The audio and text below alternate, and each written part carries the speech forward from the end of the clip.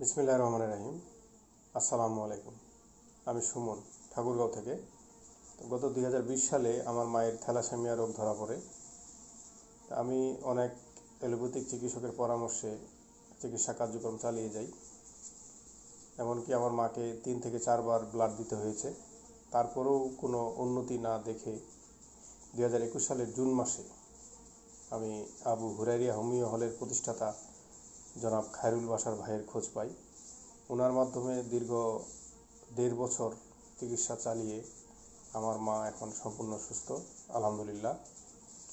আমি আপনাদের উদ্দেশ্যে একটা কথা বলতে চাই, যারা এরকম জটিল রোগে ভুগছেন তারা এলোপ্যাথিক চিকিৎসার পাশাপাশি আমাদের বাংলাদেশে অনেক অভিজ্ঞ হোমিওপ্যাথিক চিকিৎসক আছেন।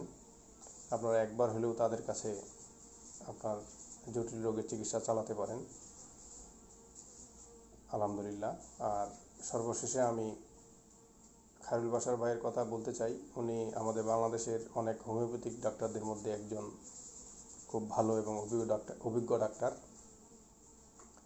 তো আমি ওনার দীর্ঘায়ু কামনা করি এবং আপনাদের সকলের মঙ্গল কামনা করছি। আসসালামু আলাইকুম।